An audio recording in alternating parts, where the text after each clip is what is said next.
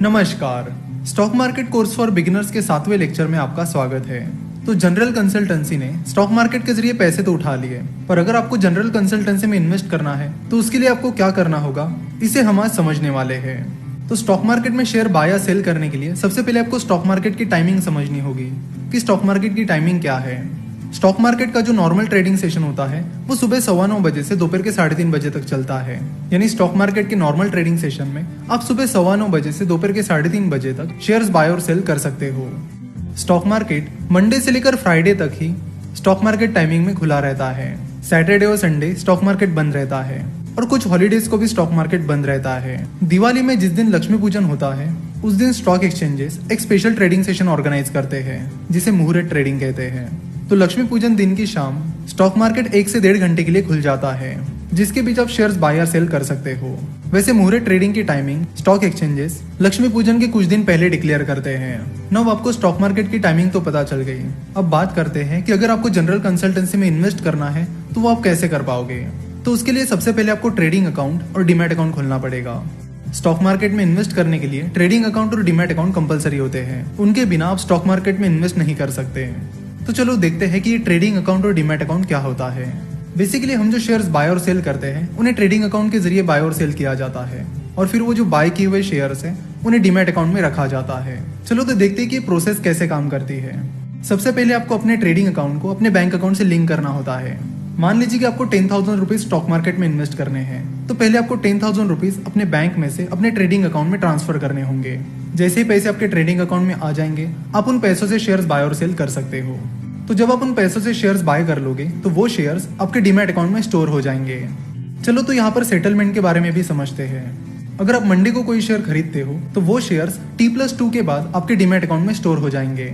यानी अगर आप मंडे को शेयर्स खरीदते हो तो मंडे हो जाएगा T यानी ट्रांजेक्शन डे, ट्यूसडे हो जाएगा T+1 और वेंसडे हो जाएगा T+2।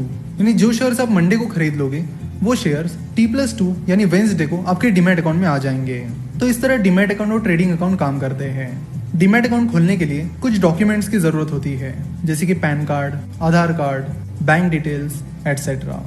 सवाल आता है कि अकाउंट खोलते वक्त बैंक डिटेल्स क्यों? कई बार कंपनीज अपने प्रॉफिट का कुछ हिस्सा अपने शेयर होल्डर्स के साथ शेयर करती है, जिसे डिविडेंड कहते हैं। यानी अगर आप जनरल कंसल्टेंसी के शेयर खरीद लेते हो और कुछ टाइम बाद जनरल कंसल्टेंसी शेयर होल्डर्स को डिविडेंड डिक्लेयर करती है, यानी अपने प्रॉफिट का कुछ हिस्सा अपने शेयर होल्डर्स के साथ शेयर करती है, तो वो डिविडेंड सीधे आपके बैंक अकाउंट में ट्रांसफर किया जाएगा। तो ये मेन रीजन है कि आपके बैंक डिटेल्स लिए जाते हैं। साथ ही आपका बैंक अकाउंट आपके ट्रेडिंग अकाउंट से इसलिए लिंक किया जाता है ताकि आप आसानी से अपने बैंक अकाउंट से अपने ट्रेडिंग अकाउंट में पैसे ट्रांसफर कर सको। तो सवाल ये आता है कि डीमैट अकाउंट कहाँ पर खोले। डीमैट अकाउंट खोलने के लिए आपको ब्रोकरेज फर्म्स के पास जाना होता है। इंडिया में 300 से भी ज्यादा स्टॉक ब्रोकरेज फर्म्स हैं, इसलिए पहली दिक्कत यही आती है कि डीमैट अकाउंट कहाँ पर खोले, क्योंकि अलग अलग टाइप्स के ब्रोकरेज फर्म्स होते हैं। उसमें भी उनके ब्रोकरेज चार्जेस अलग होते हैं और बाकी चार्जेस अलग अलग होते हैं। उनकी टेक्नोलॉजी अलग अलग होती है, उनकी सर्विसेज अलग होती है। तो हर ब्रोकरेज फर्म्स के अपने अपने कुछ पॉजिटिव पॉइंट्स होते हैं तो कुछ नेगेटिव पॉइंट्स होते हैं, और आपको ऐसे ब्रोकरेज फर्म्स के पास अकाउंट ओपन करना होता है जहां पर आपकी रिक्वायरमेंट फुलफिल होती हो। इंडिया में मेनली 3 तरह के ब्रोकरेज फर्म्स होते हैं। एक होती है बैंक्स, दूसरी होती है फुल सर्विस ब्रोकरेज फर्म्स और तीसरे होते हैं डिस्काउंट ब्रोकरेज फर्म्स। बैंक्स के ब्रोकरेज चार्जेस बहुत ही ज्यादा होते हैं, इसलिए हम उनके बारे में बात नहीं करेंगे। बात रही फुल सर्विस ब्रोकरेज फर्म्स की और डिस्काउंट ब्रोकरेज फर्म की। तो फुल सर्विस ब्रोकरेज फर्म आपके लिए एक स्पेशल रिलेशनशिप मैनेजर अपॉइंट करके देते हैं और आपको स्टॉक मार्केट की टिप्स भी प्रोवाइड करते हैं, जो कि वैसे आपको फॉलो नहीं करनी चाहिए।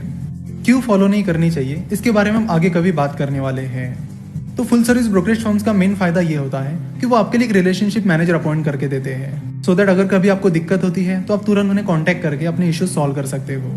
उनके लगभग हर सिटीज में ऑफिसेज भी होते हैं। तो रिलेशनशिप मैनेजर प्रोवाइड करने की वजह से और हर सिटी में ऑफिसेज रहने की वजह से उनके खर्चे बढ़ जाते हैं, जिसे कवर करने के लिए वो आपसे ज्यादा ब्रोकरेज चार्जेस चार्ज करते हैं।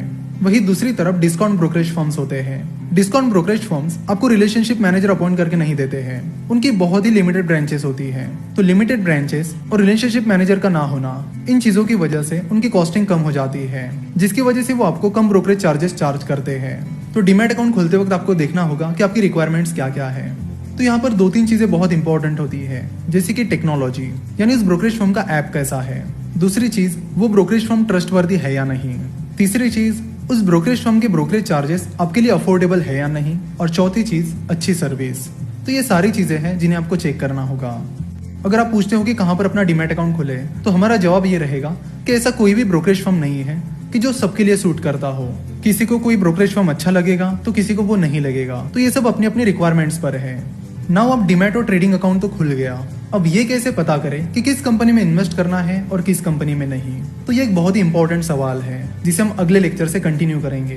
तो यहाँ तक तो हमने बेसिक के बारे में समझा, अगले लेक्चर से हम थोड़े एडवांस लेवल पर आ जाएंगे। आशा करता हूँ कि आपको आज का ये लेक्चर पसंद आया होगा। स्टॉक मार्केट के बारे में और जानकारी के लिए आप हमारी वेबसाइट www.finnovations.com विजिट कर सकते हो। हमसे जुड़े रहने के लिए आप हमें फेसबुक, ट्विटर और इंस्टाग्राम पर फॉलो कर सकते हो। हमारे साथ जुड़े रहने के लिए आपका बहुत बहुत धन्यवाद।